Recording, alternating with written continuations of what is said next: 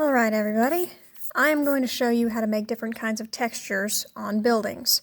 I haven't put any windows on this one yet, so I'm probably not going to monkey around with that too much, because I want you guys to be able to see how everything functions as far as the texture.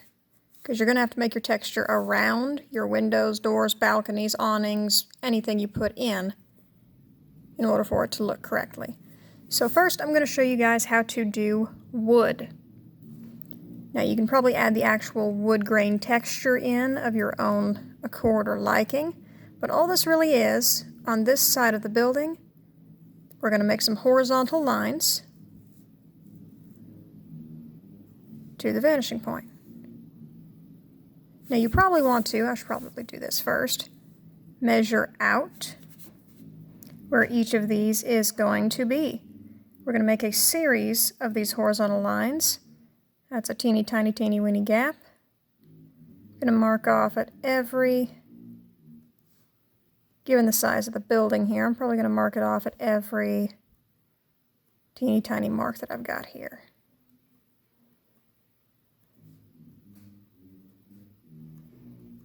Do. This is gonna take a little while. There we go. Okay. It's a lot of teeny tiny marks, isn't it? Here we go. I'm going to take each one of those back to the vanishing point, and I'm not going to take it all the way. Notice that I am trying not to draw through my windows, because that is an awful lot of erasing that I would have to do. I don't want to make more work than myself, or sorry, for myself than I need to.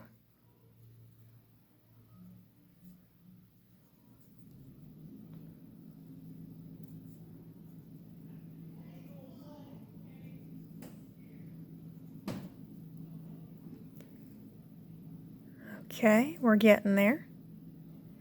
Here in just a moment, I will go ahead and move my ruler so that you can see. You can probably imagine what this is doing, but you haven't seen it yet.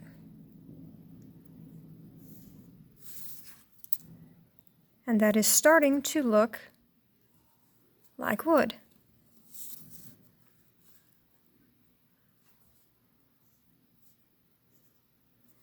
And you would go through and you would do this on each little dot. It would go all the way back. Now on this side of the building, it's not going to go back to the vanishing point. You are still going to use the marks that you made though. It will be perfectly horizontal, lining up the edge of my paper.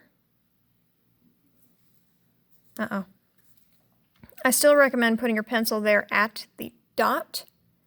That way you're not slightly off, because the thickness of your pencil does account for the way things move.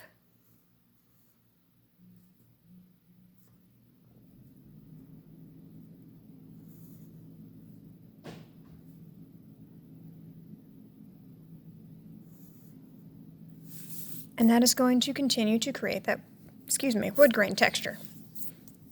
Now over here, I've decided that I want to do some bricks, because this has kind of like a nice happy coffee shop feel to it.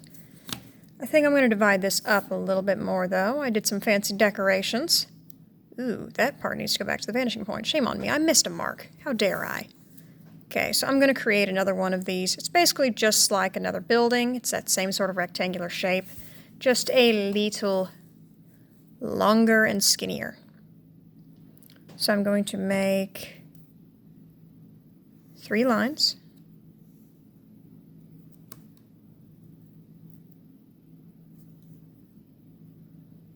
Perfectly horizontal, because it is on this side of the building. Now this is underneath the horizon line, so what part of this am I going to see? Let's take a sneak peek over here. I'll probably see the top part of it. So, nope, that needs to be another horizontal line. What on earth am I doing? Shame on me. There we go. Now this top one here is going to come to the very edge. You will not see the thickness there, but you will see it over here. Now I will continue this back over here in just a moment, but we're not worried about that right now. So brick. You will want to make a series of horizontal lines just like we did over here. So we want to measure those out. This is quite a bit closer to me than the other building was, so I am probably going to space these out a little bit more.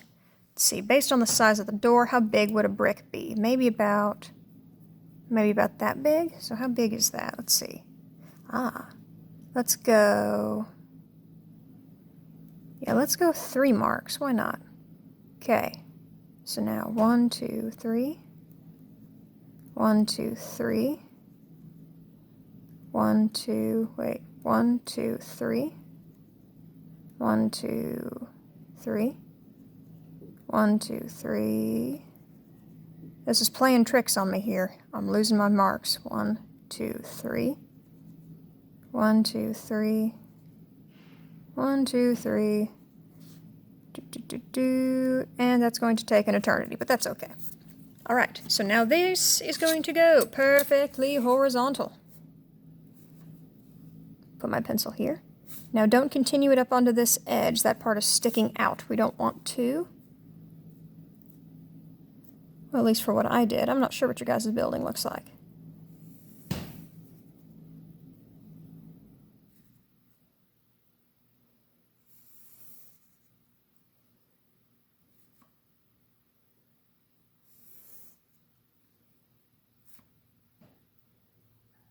And you will do a series of these going on across.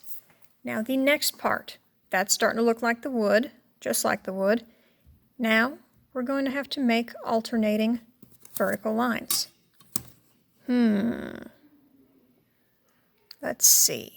All right, so a perfectly vertical line. How long are my bricks?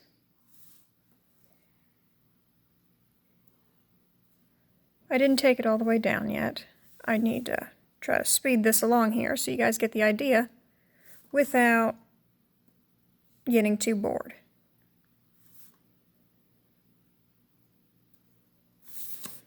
Okay, now in order to create that more structurally sound pattern, we go in the middle of that we just made.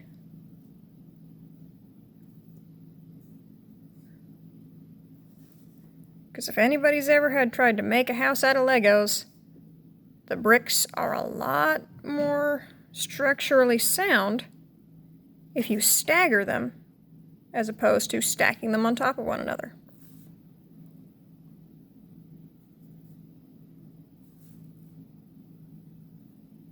So that is bricks on this side of the building over here. And you would continue that on down and even into here. So I need to make sure I know where those marks were at. I'm lining up on the corner of the building, not where my lines were.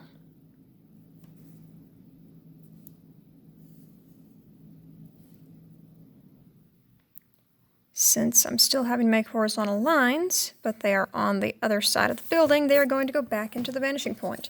And from here it is going to be the same thing. Now, since this is getting further away from us and it is going back into space, as these go on, they'll get gradually closer together, especially if you've got a building that is like really, really, really long. So, vertical line, vertical line, vertical line, vertical line, vertical line. In between the two,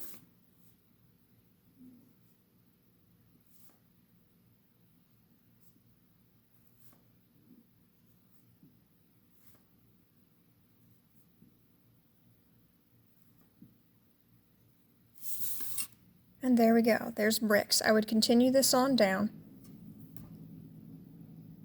all the way through. I wouldn't draw it through any of my windows.